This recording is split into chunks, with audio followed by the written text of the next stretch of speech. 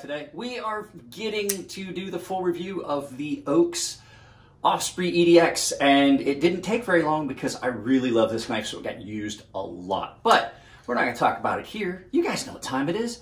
Turn down the volume because here comes some sort of music.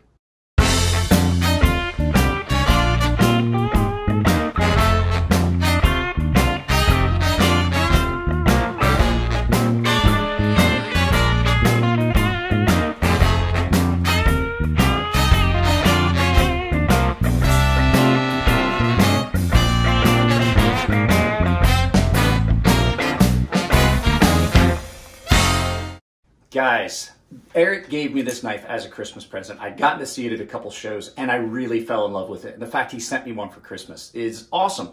But before we get into it too much further and we talk about anything else, this is Bolter AVE. And if you guys don't watch this crazy Canuck, you really should.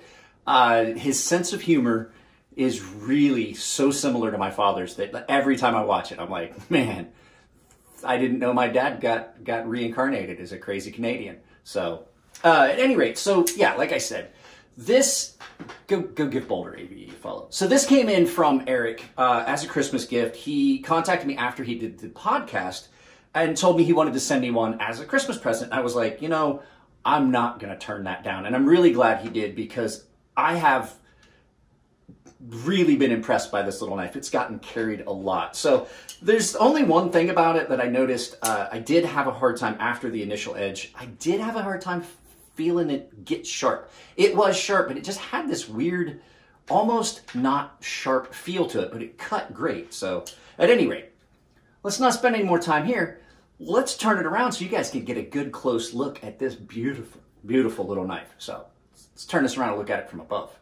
Guys, let's take a quick look at this. So this is the Ochs Osprey EDX. And so what the EDX line is, this is a line of knives that Eric is trying to get. They have it listed as custom quality at a production price. So he is having these made by Riat overseas. You can see this is a very nicely done knife. So let's get some specs out of the way and we'll take a good close look at it. So you are looking at an overall length of 7.38 inches. It's not a real big knife. It's a nice, small, little size knife. So your blade length is 3.25 inches. It's done in M390 steel with a hollow ground blade. It's listed as a Hisatsu style blade. Hisatsu style blade is a more traditional Japanese style blade. It has almost a spear point, so you can look that up, but it's listed as a Hisatsu style blade. It's done in a satin two-tone hollow grind, and it is a relatively deep hollow. I will tell you, this knife came about as sharp as any knife I've had come out of the box. So your handle length, you're looking at 4.17 inches, like I said, for a total of 7.38. It is a bolster lock, and it is a milled bolster. So what you have is you have basically a combination of the two between like a liner lock and a frame lock. It's technically on this one more like a frame lock, but it's a bolster lock because your lock is up here. The bolsters are milled in the titanium, and these have a blue G10 inlay for that liner, and it runs on ceramic bearings, steel hardware with titanium pocket clip. Last spec, let's go ahead and bring this scale in. Let's get the weight on this. So for weight, in ounces, like I said, they have it listed as 3.1 ounces. Mine's probably going to read 3 1/8. In grams, let's go ahead and get that for you guys that don't use ounces. You don't use freedom units. You are looking at 89 grams. Not a heavy knife. It's relatively light. Let's get the scale out of the way. Okay, and final spec on this, I found prices on this on Eric's website. These were $360. I believe he may still have some available a couple places, but these were on Knife Center. These were available on Knife Center, his website, and I think Arizona Custom Knives. I'm not sure where else. So let's go ahead and take a look at this. So this thing is great. The action on this is great. I have carried this a lot because it's an incredibly comfortable knife in hand. It has a very, I don't want to say plain look to the way it's cut out, but everything's soft. Everything's softened and clean, and there are no hot spots.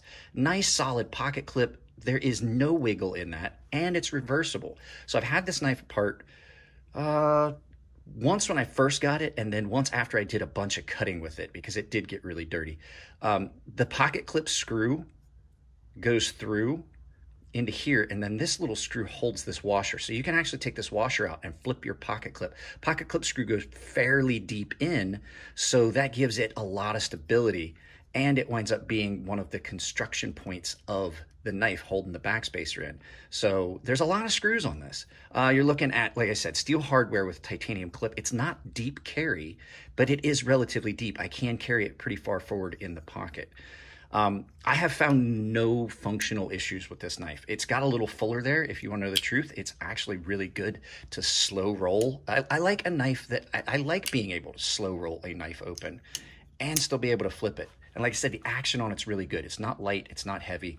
You've got a really attractive blade that comes down to a very acute point with that swedge that's cut in. So if you're looking to pierce into something and cut around something, really capable of that. It's balanced really well. If you look, the balance on that is great, and it's just an attractive looking knife. This would be something I would say would work really well as like a bird and trout style knife that you could carry as a secondary knife. I've carried this, since just right after Christmas now. I think this showed up on the 27th of December, so I've been carrying it for a couple weeks.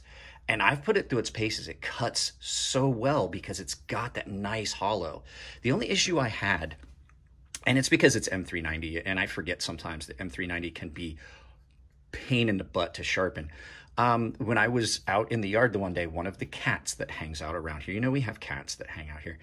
My neighbor actually does fishing, and he had gotten some steel, like some metal wire leader line from deep sea fishing that had fallen through the fence, and one of the cats got caught in it. I thought it was just fishing line, tried to cut it, and from here to here, I just took the entire edge off of it. And then I had a hard time with it wanting to feel like it got sharp. And so I just sat down, 2-3 days ago, and I just gave it a full-on sharpening, reprofiled the entire edge. So there's nothing wrong with steel. I just believe that what I had done was just strip the edge off to a point where I don't think I completely got it. I think I was just trying to do a touch-up sharpening, and I could feel that it just didn't feel right. And now, goodness gracious, M390 on a deep hollow is really sharp. So, you're looking at just a good everyday carry. I love the fact that it has those bolsters because it makes it light. And like I said, I like a little bit of weight in that forward part of the pivot, especially on larger knives. I like having weight forward of here, and this has that because it's so light back here. There are no inconsistencies with this. It's really well made. It's Riot. You can't go wrong. The only other real complaint I have is I'm really tired of lanyard holes. And not saying I don't want you to have that option to put a lanyard, but give me just a second. I'm going to show you something that I do like as far as lanyard holes. The knife I have that is close enough that I could show you, I like this idea. I like the idea of, we already have a backspacer, a full backspacer that could accommodate this.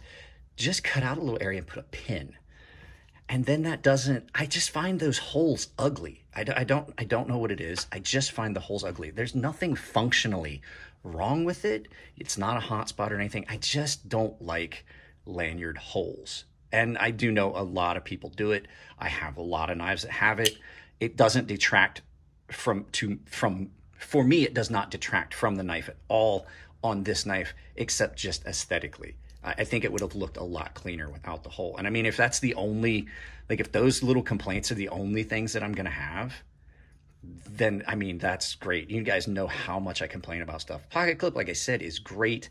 It's just about the right amount of tension. It's not too wide. It's not too skinny. It's fairly deep, so you can carry it forward. And on a small knife like this, you can carry it forward in your pocket towards the zipper.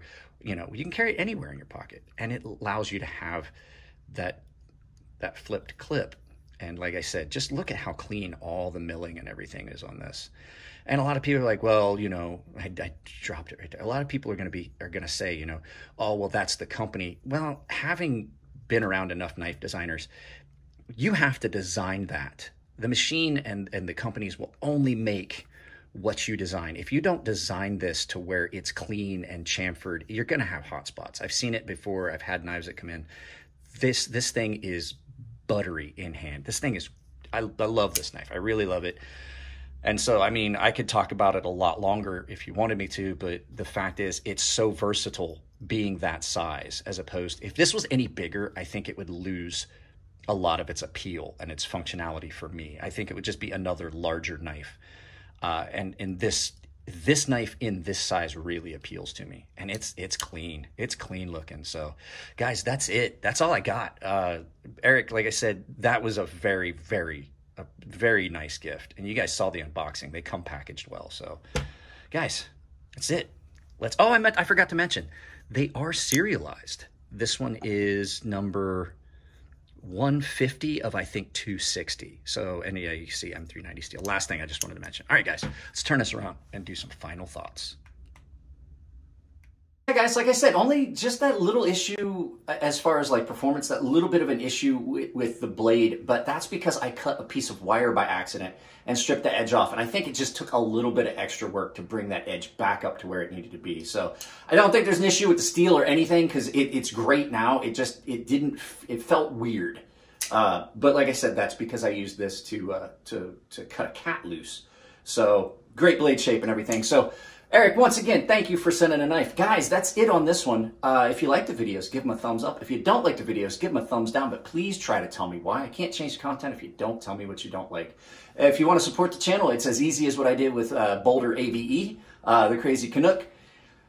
Just share the videos with people you think would like them. Liking, sharing, and subscribing are some of the best ways to support the channel to help get more viewership. But if you do want to support the channel financially, if you go down to the description down below, there's multiple ways. I have a link to my memberships to get you early access to videos, exclusive content, a premium tier sharpening tutorial, giveaways that I do as often as I can, and you get $5 off per sharpening through my sharpening service. Other ways you can do it, I do have affiliate links down below. Anything you purchase through the affiliate links, I get credit for.